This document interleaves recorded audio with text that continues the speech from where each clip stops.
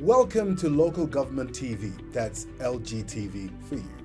Today, we are in Shurugwi, and that's the mining town that we all know and understand is dominated by the Great Dike, which means Shurugwi is endowed with lots of amazing natural resources. But not only that, lying 30 kilometers from the provincial capital, Gweru, this town has immense developments taking place. And of course, we're going to look at their dump site, their water reticulation systems, the plan for the housing developments.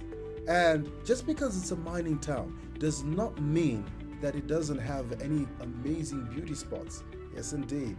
Shurugwi has some impressive and lush tourist attractions. Let's take a look.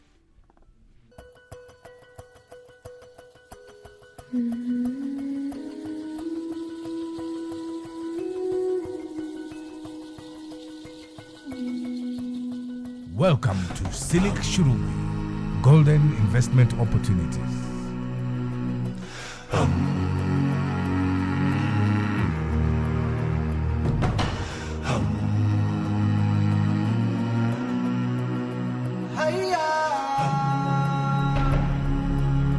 Shurugwi is an important center for gold, platinum and chrome mining.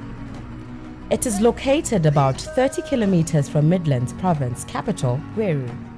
Shurugwi Town Council, created in terms of the Zimbabwe Urban Councils Act, Chapter 29.15, administers 13 urban wards of Shurugwi North constituency. Shurugwi Town Council is a town which is located 33 kilometers from the capital, Midlands capital, which happens to be Gweru. In terms of population, we have a number of 23,000. And if you look at Shurugwi Town Council, it's a council which is endowed with a lot of mineral resources. We have quite a number of mining concerns. Chief among them, we have Simasco and Unki Mine. And looking at Shurugwi, we have 13 wards, all in all, each represented by an elected councillor. Towards the national vision of the Vision 2030, the administration department focuses on two main key result areas, where the first one is social service delivery and the second one being sound local governance.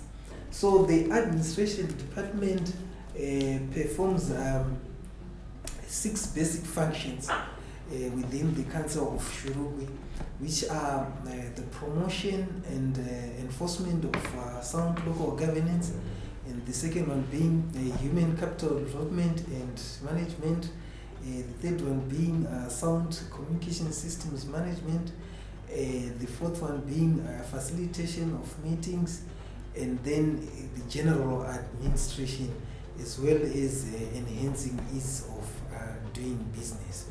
So basically, as the administration department, we are guided by the outcomes that we earmark towards the end of the year, being improved corporate governance, improved access to information, and lastly, improved conditions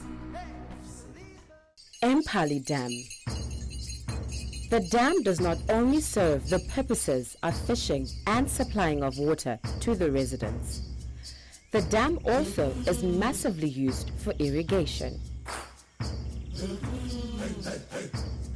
Most peasant farmers actually depend on the Empali Dam, as the rainfall has not shown any sign of falling yet.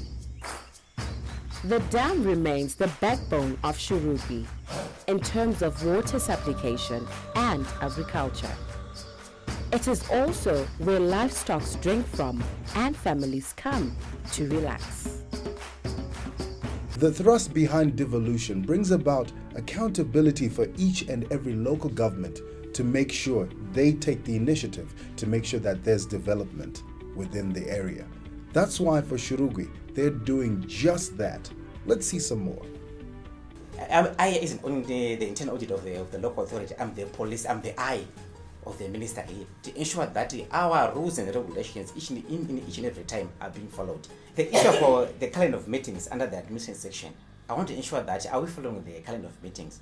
Because sometimes if we if I don't work without ensuring that we are following the regulations, we might go for even for 2-3 months without having any meeting here. So I'm here to ensure that our rules and the regulations of our own local authority are being followed in time at the right place. The devolution is brought in, it's a major kick on our budget, because this funding which had not been coming for years, and the government has done a splendid job in bringing the devolution aspect, rather the fund item of the devolution into our budget.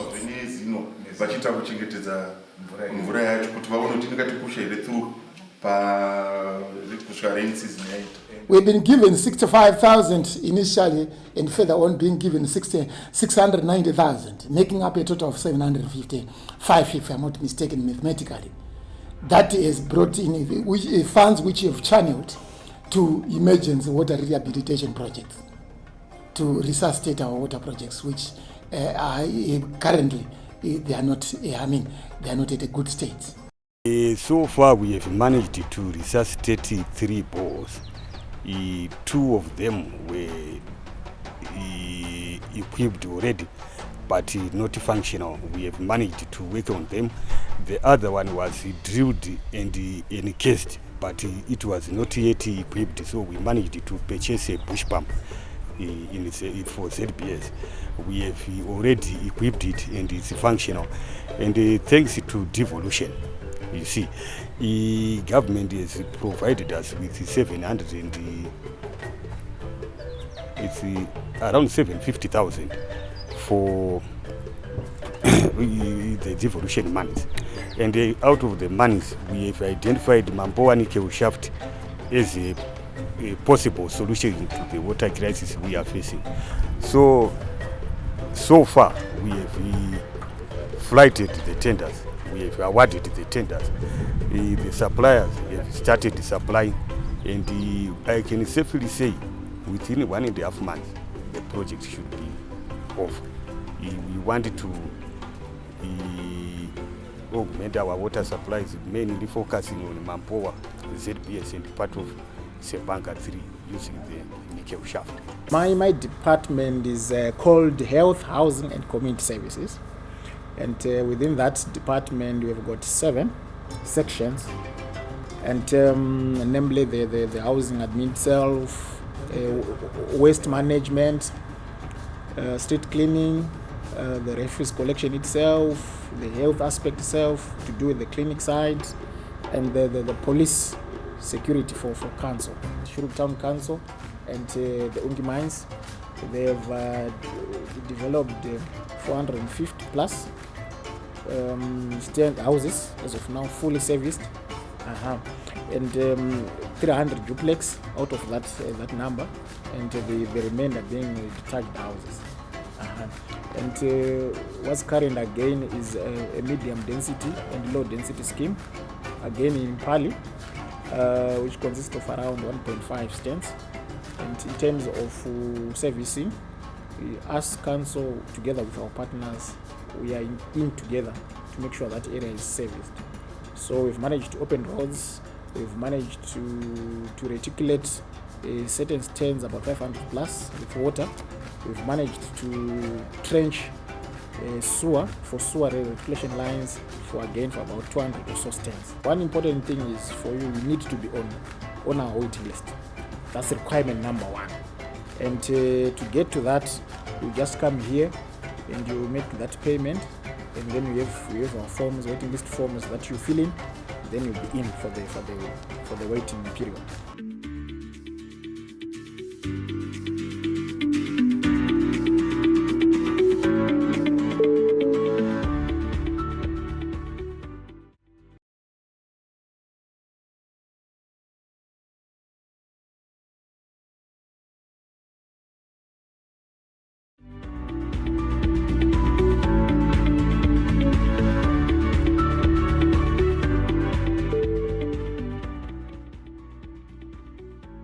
Standing at right now, it's right at the top of the hill, just next to Impali Dam, which provides water to Shurugwi Town Council. So if you're in Shurugwi and you're looking for a place to relax, a good recreational place, and you want to come and see these 4 million year old rock paintings At the back here, you can bring your family. This is right in your backyard. And many people do not know that Shurugwi has lots to offer. These are rock paintings that were done thousands and thousands of years by original inhabitants of this land. Clearly, the Basara people found throughout southern Africa were the ones that did these drawings. So as I hold these paintings, I'm holding a piece which is thousands, over 4 million years old. This is how old these paintings are. It shows that African people have been here for a long time. Right, unganditsanangurira my paintings, my rock painting edaya. Izvi zvinhu zvatakangokura ndokuwana zvake zviripo zvichingoratidzawo kuti paive navanhu zvatongwa zvamapaintings zvose zviri kwakasiyana siyana nemunhu takangazviona kuti vaivemo vaiitawo izvozvo. Shurugwi boasts several higher education institutions like Hanke 7th Day Adventist Mission, Tongogara High School, and Pakame Mission. It has a significant number of highly educated professionals like lawyers, doctors, accountants, engineers, and others. This has seen the establishment of a large mining complex by Implants, Impala Platinum, and the refurbishing of houses which used to belong to old Zimasco employees. Pink Stadium on its own is a magnificent tourist attraction, but it is located just below the popular Pink View.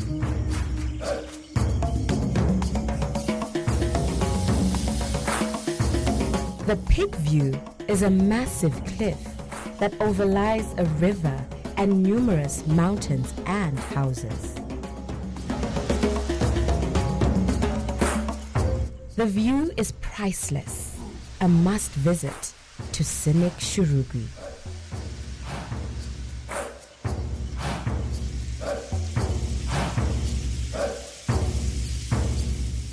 It's been said, if you are in Shurugwi, every inch is covered in gold. Scenic Shurugwi is not just scenic. It presents to the investor a multitude of great investment opportunities. Besides mineral wealth, you can invest in a world-class golf course.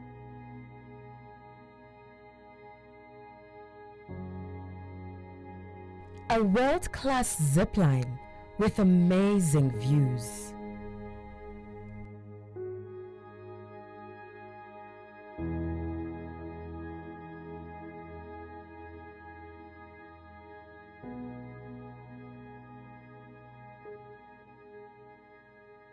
Yeah, it's grown.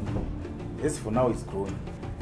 Because we are expecting more investors to come. My plans for Shurugwi is that we want to improve Shurugwi town to municipality, also to improve on water reticulation, safe delivery, roads, street lighting. All the best to Shurugwi in their endeavors to develop and make Shurugwi even better than it is right now. And with that, before we just leave, I want you to take a look at this amazing scene and tell me if you know this place, because that is the very next local government area we will be visiting.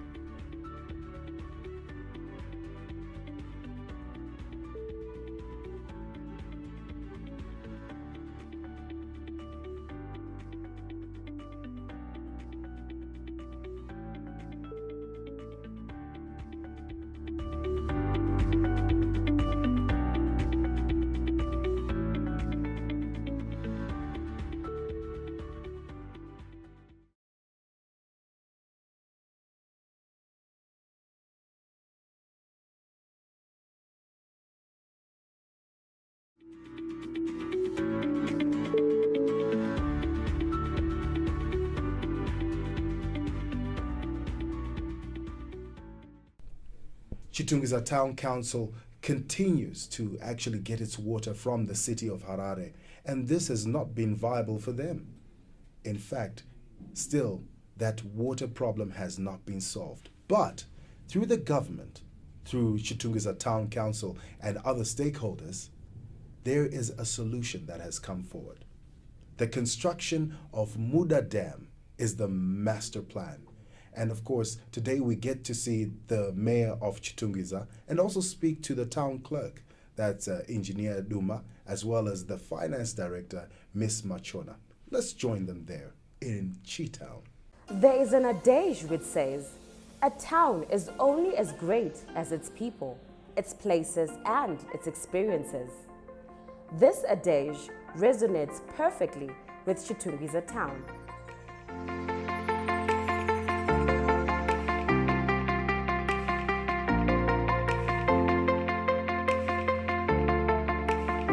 Chitungwiza is the third largest town in terms of population size and one of the fastest growing urban centers in Zimbabwe. Located 26.8 kilometers from Harare, the capital city of Zimbabwe, and with an estimated population size of 1 million people. This demand means that Chitungwiza municipality faces a daunting task of making sure it delivers on health, housing, provision of potable water, sanitation services, sewer reticulation, road infrastructure, public lighting, liquid waste management, among other deliverables in its mandate as promulgated in the Urban Councils Act. Chitungwiza municipality identified Muda Dam as the proposed dam site for the construction of Muda Dam. Muda Dam was selected for its proximity to Chitungwiza, which is 40 kilometers southwest of Chitungwiza. Muda Dam was preferred to Manyami Dam because of its water, which is not polluted, thus its water density. However, all concur that the first step is to carry out a feasibility study at proposed dam site. Hopefully beginning of next year, 2020, I think the process will have completed and we start the feasibility study. Chitungwiza submitted a concept paper to the Ministry of Finance so that it be considered for funding of the feasibility study, which we are requiring an amount of 4.5 million, that's RTGS, to have the feasibility study done. So we're looking for funding for the feasibility study elsewhere.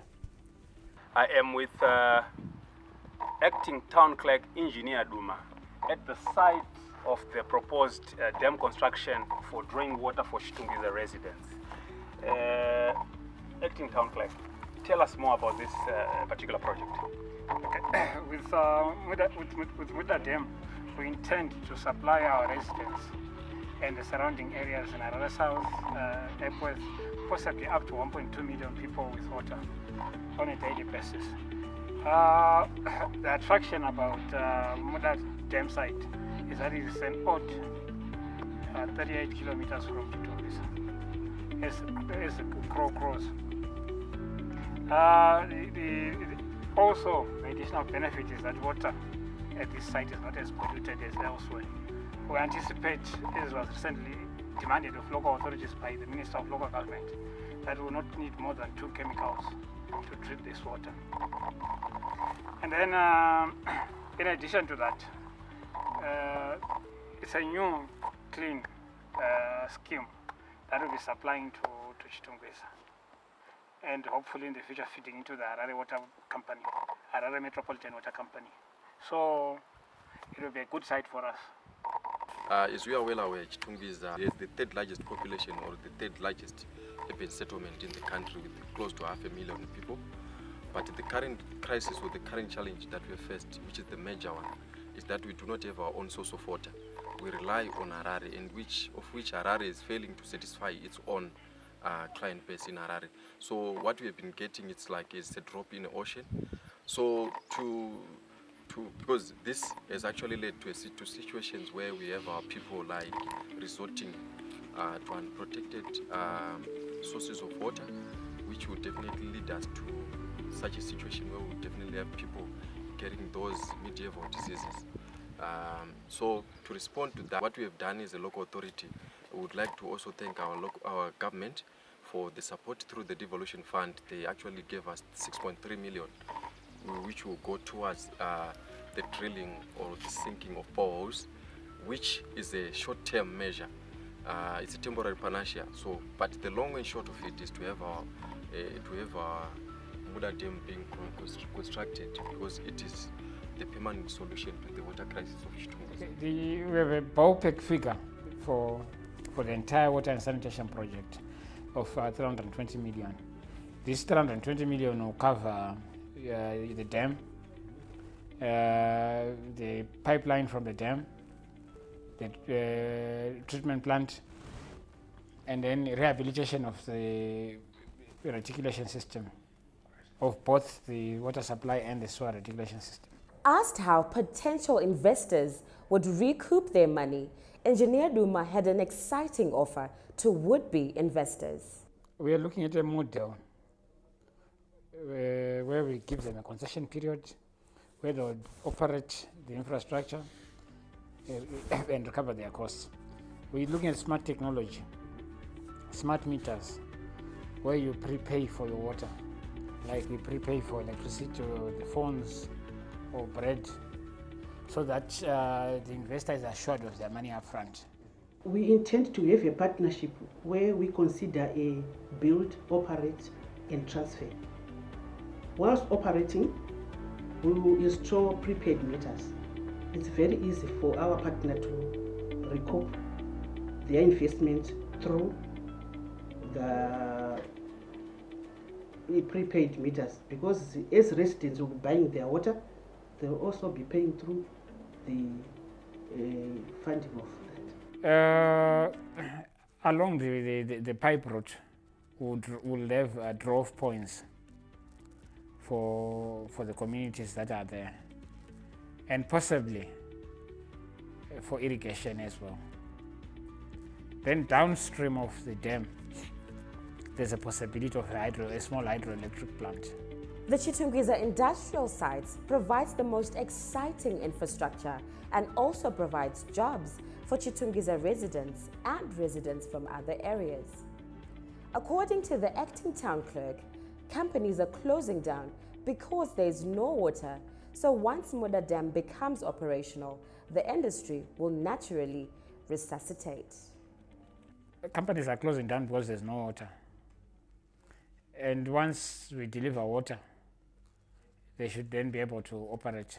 As they say, money cannot substitute planning. Chitungwiza municipality does not intend to go blindly into this project. It has also planned on how to deal with waste water management in case the Muda Dam project comes to fruition. Usually, wastewater will be tied to the water supply, and it is interesting how Chitungwiza municipality intends to deal with this. The wastewater management will be tied into the water supply. The more the water you have, obviously, the more the water you have for the wastewater component. And there's a tariff that we charge on each household. It will then also contribute towards the recovery of the costs of the dam. Okay. Acting town clerk confirms that Chitungwiza municipality is in violation of the Zimbabwean constitution and as far as sanitation is concerned. We are hoping that once we get funding, we should be able to sanitize the city, clean it up, so to speak, and increase our collection rates for sewage, collection and delivery towards at the treatment plant. One of the biggest challenges for any municipality across the world is waste management. Chitungwiza municipality is no exception. It is exciting to note that the powers that be at the municipality are also looking for strategic business partners to find ways of working towards waste recycling, turning waste into money and energy, in case you didn't know. Oh yes, waste can be turned into money and energy. So we're looking for investors that can generate electricity from solid waste. But the starting point is collection. The solid waste needs to be collected, to be taken to a landfill site. That is an upgraded dump site.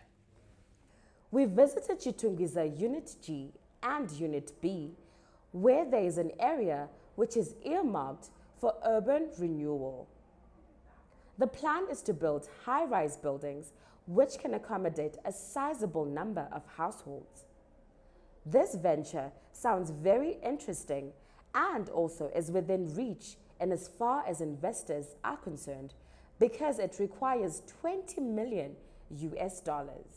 You may not see it now, but Devolution is unfolding some very interesting developments within your local government. And I guess the future is unfolding as we watch LGTV. We've seen what's happening in Shurugwi, that amazing mining town, and also seen the Muda Dam, which has been earmarked for construction and will service the residents of Chitungwiza. That's all for today. Next time, we'll focus only and mainly on Nyami Nyami. Until next time, see you on another episode of LGTV. It's DJ Mox, the Moxinator, Shingai Mokina. Stay Moxinator. Nyami Nyami Rural District Council is one of the 60 rural district councils in Zimbabwe, established as rural local authorities in terms of the Rural District Councils Act, Chapter 29.13. The council's offices are located at Siyakovu Growth Point in Nyami Nyami District. Nyami Nyami Rural District Council falls under Kariba Administrative District